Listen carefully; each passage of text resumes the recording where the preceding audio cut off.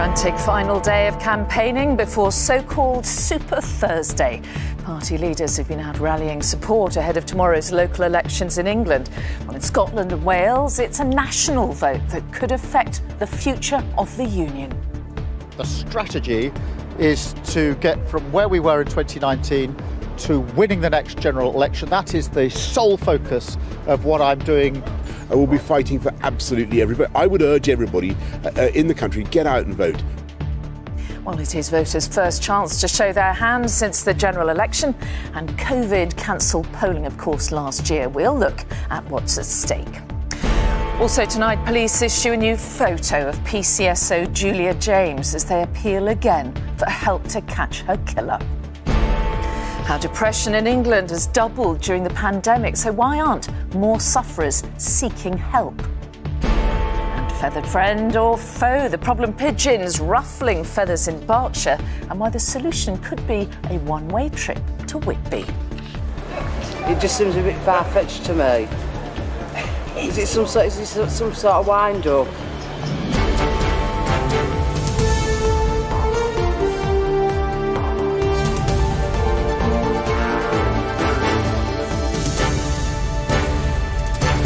This is the ITV Evening News with Mary Nightingale. Good evening. They are the biggest set of local elections held in Britain in half a century, with 48 million votes up for grabs in local elections in England and devolved elections in Scotland and Wales. Tomorrow's ballot is the first significant test of opinion since the 2019 general election and indeed the outbreak of coronavirus. And today party leaders were out campaigning in key battlegrounds ahead of what's been called Super Thursday. Well, in just a moment, we'll look at what's at stake in both Scotland and Wales. But first, our political correspondent Romilly Weeks reports from Birmingham on the battle for votes in England. Back on his bike and back in his element, playing to the cameras on the campaign trail. The Prime Minister, riding pretty high in some polls too, was still doing his best to play down expectations. It's a very tough set of elections, and I think that when the Conservatives, when we stood last time for many of these council seats, we were at a particularly high watermark. We'll be fighting for absolutely everybody. For the Labour leader, pitted against Boris Johnson for the first time, there was some support on the street. We want to start a chant to kick Boris out. But also a lot to prove as he travelled from the north to the West Midlands, trying to shore up Labour's faltering support in its old strongholds.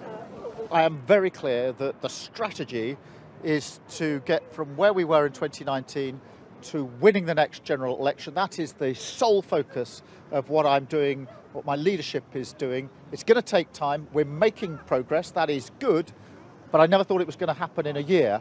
When the results start coming in from this bumper set of elections on Friday, attention will focus on three key areas: the mayoral races here in the West Midlands and in Tees Valley, and the by-election in Hartlepool. Crucial barometers of what the nation is thinking politically and whether Labour can start rebuilding its fortunes in its traditional strongholds or not. In Birmingham's wholesale market, the signs were not wholly positive for Labour's leader, especially if he'd been counting on capitalising on the sleaze allegations dogging the Prime Minister. How people do up their flats has got nothing to do with politics and the running of the country, as far as I'm concerned. So that has galvanised me out to go and vote for the Prime Minister. Has your family traditionally voted Labour? They've traditionally voted Labour, and now I vote Conservative. I believe that the Conservative Party is now more in line with working class views. I'm going to support my vote to Labour Party because I think Labour Party more understands the Asian people problems.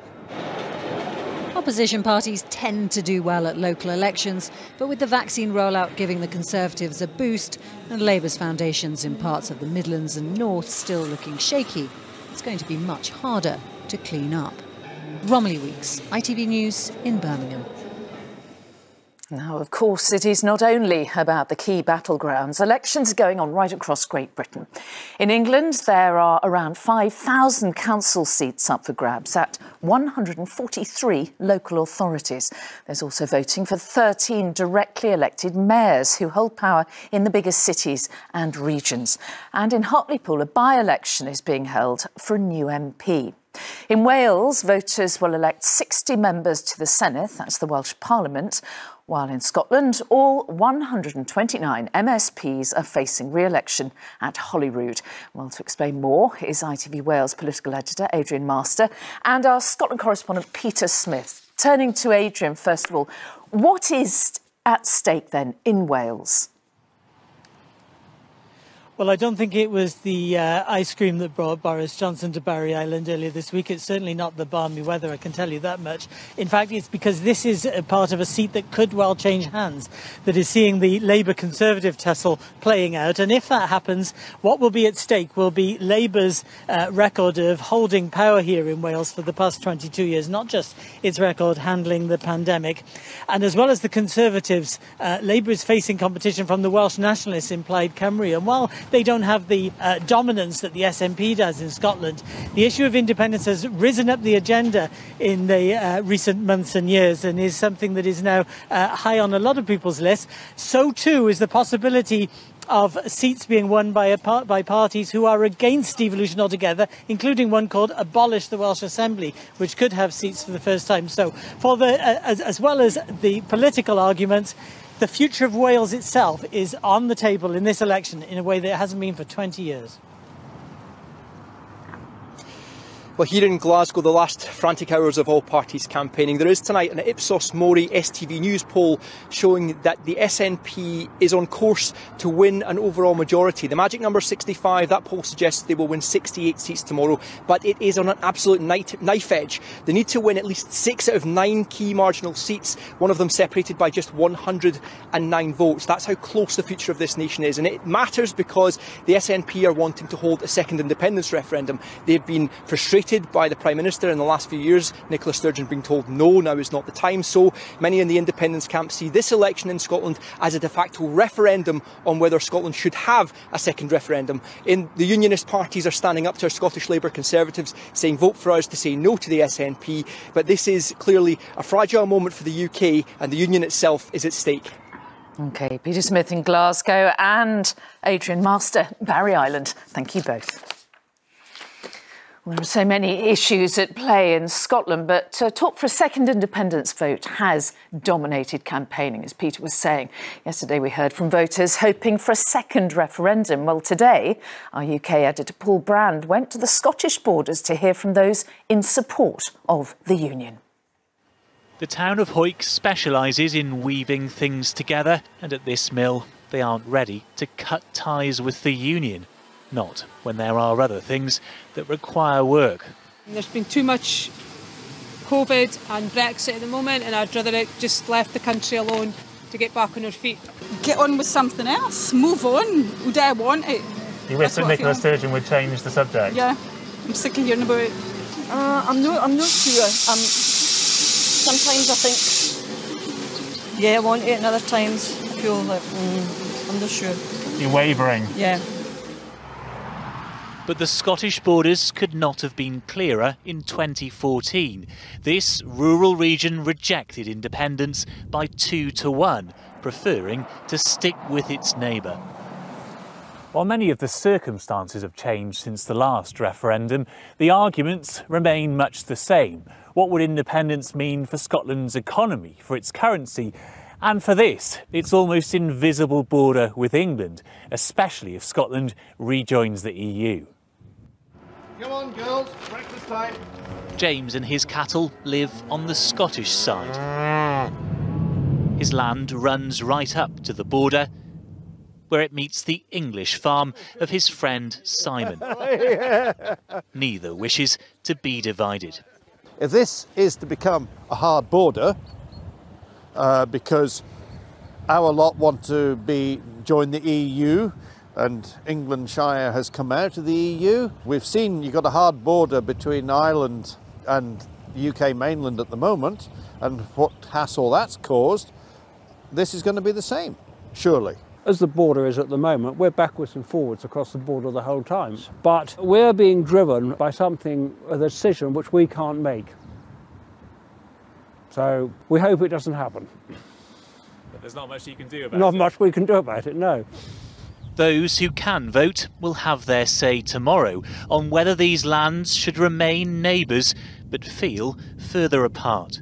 Paul Brand, ITV News on the Scottish border. Moving away from politics now, police have released a new photograph of the PCSO Julia James wearing the same clothes she wore the day she was murdered. They're hoping the image will jog the memories of any potential witnesses. And Chloe Keedy is here now. So, Chloe, what exactly are the police saying? What's the latest? Well, look, what happened to Julia James, who attacked her while she was out walking her dog last Tuesday, is still a mystery. Her body was found in woodland close to her family home in the village of Snowdon in Kent. Police have continued to search that area today in the hope of finding something that might lead them to her killer. But giving an update this afternoon, the officer in charge of the investigation admitted that they still don't have any significant leads. As you know, I'm keeping an open mind. I do not know the motive of this attack. I do not know if it's somebody she knew. I do not know if it's a stranger attack. Of course, that possibility is particularly frightening to local residents. I don't know, therefore, if it's someone who's regularly in the area. Well, they have released a new photograph of Julia James walking her Jack Russell Toby and wearing the same clothes as she was wearing on the day she went missing. They want to hear from people who think they saw her that day and people who were in the area that afternoon. They're hoping it will jog someone's memory. Meanwhile, as they continue their investigations, they're asking people who live locally to stay vigilant. OK, Chloe Keedy, thank you. And police in Pakistan are searching for two men after a British resident was found dead in her rented flat. The body of Myra Zulfikar was found on Monday. She was 24 and had been shot and strangled. Her parents are expected to travel to the city of Lahore, where she was staying, later this week. Now, depression in adults has more than doubled in England during the coronavirus pandemic. New official figures show 1 in 5 people experienced the condition earlier this year, and that's up from 1 in 10 since before the epidemic began. But despite the rise, GP referrals are down, suggesting that help is still out of reach for some. Our health editor, Emily Morgan, examines why. It's the simple things in life Alyssa has turned to. Lockdown made her depression so bad she tried to take her own life last year. Paddleboarding is therapy of a kind, but seeing people face to face is the greatest healer. I didn't want to interact with people. I stopped speaking to friends. The communication stopped.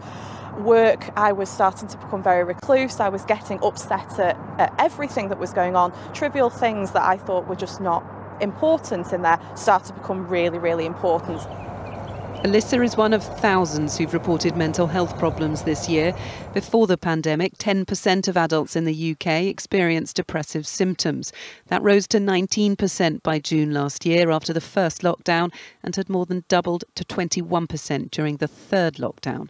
In the same period, the largest increase was seen in young adults. Rates rose from 11 to 29%, with women suffering more. Despite that, the number of people seeking help has dropped. During the peak of the pandemic, diagnoses went down by 30%. Dr. Klinkenberg points out patients simply didn't want to burden NHS staff. We had doctors, for the first time since I've been here, sitting in their clinics without patients to call and without patients to see.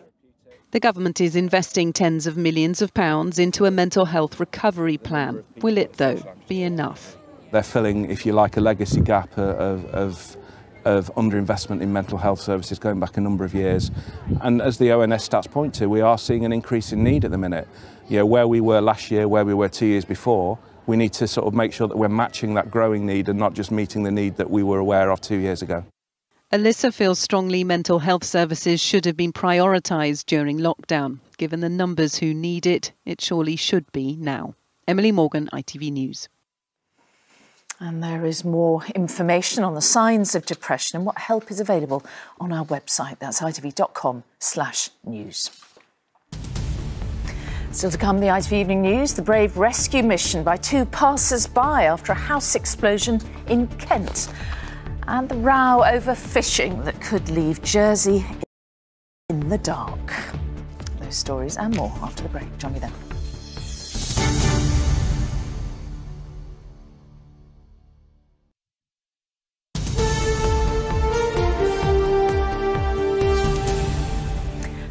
Welcome back. Now, it is a miracle anyone survived the gas explosion which destroyed a house in Ashford yesterday. And if it hadn't been for two courageous passers-by, things could have been very different. The father and son team rushed into the building to rescue an elderly man before realising his 99-year-old mother was also inside. Neil Connery has their story. As soon as we see it happen, I just had a gut feeling, you know, when you just feel just physically sick, and just felt like that. Well, I still feel like it now, to be honest. Andy Hodges and his son Harry have spent a day reflecting on their heroic rescue efforts. They were driving to work when they rushed to help after a house explosion, caught here on a doorbell camera.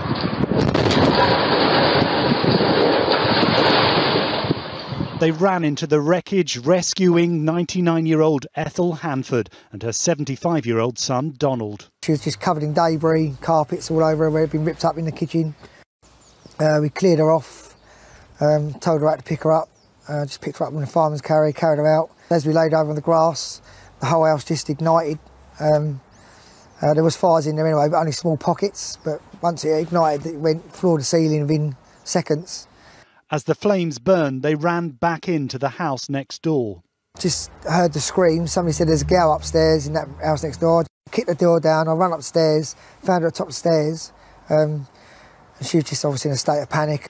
Harry, who's getting married next month, spoke of his bride-to-be's reaction when he told her of his rescue efforts. Yeah, not much. She wasn't too happy. But I bet she was relieved. Yeah, she was. Yeah, relieved and quite proud. And who would disagree with her? Neil Connery, ITV News, Ashford. Amazing. Now, Jersey and the UK today criticised French threats to cut the island's electricity supply over a row over fishing rights. France supplies 95% of the island's electricity via an undersea cable, and it said it might cut supply if the dispute isn't resolved. Well, Rupert Evelyn is on Jersey tonight. So how did this escalate then so much, Rupert? Well, it began with Brexit and Jersey's interpretation of the rules in terms of French vessels who can access Jersey's water have absolutely enraged the French fishing fleet, because just 17 vessels have been denied a licence because so far they haven't been able to prove their historical fishing links to Jersey's waters, and therefore they haven't got a licence. They are so angry in France about this that they have threatened to pull the plug on the island's electricity. Now, taking a slightly more temperate view in this part of the world, they are suggesting that this could all be ironed out and that there is a very reasonable way to deal with this issue so that those vessels, if they can prove that they have historical fishing rights and have been fishing here historically, are able to do so. That doesn't seem to have worked so far, and the real threat now is that the French may be coming to blockade here, possibly as soon as tomorrow morning. Rupert Evelyn on Jersey, thank you. Quick bit about the news. Donald Trump's Facebook ban has been upheld by the website's oversight board, although it did question the permanent nature of the suspension. Mr. Trump was banned after being blamed for inciting January's Capitol Hill riots. The board told Facebook it must review the ban again in 6 months' time. Now, finally, how a Berkshire town overrun by pigeons is hoping for help from North Yorkshire. The birds make so much mess, it's ruffling feathers in Hungerford. So every effort to crack the problem failed. The local council, desperate for new ideas, came up with the concept of rehoming the pigeons on a one-way trip to Whitby. So how's that going to fly in the seaside town? Martha Fairley reports. The residents of Hungerford are in a flap over their flocking feral pigeons, or more specifically, what they leave behind. They're a bit of a pest, yeah, when they're pooing all over the floor. Yeah. They're called the rats of the sky, aren't they? They're driving me mad. Yeah. The town's fitted spikes on ledges and netting under bridges. Decoys have fallen foul of the pesky pigeons, and even a real red kite is no deterrent. It's a health and safety concern. People slipping. It's just not nice to see, and we don't want that to be the first view that people see when they come to our beautiful town. You can see they're coming in now.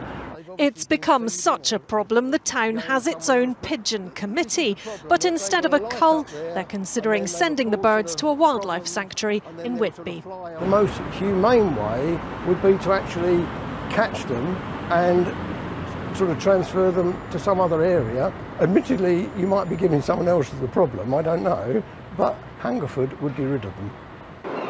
But in Whitby, where seagulls rule the roost, it seems the idea might not take off.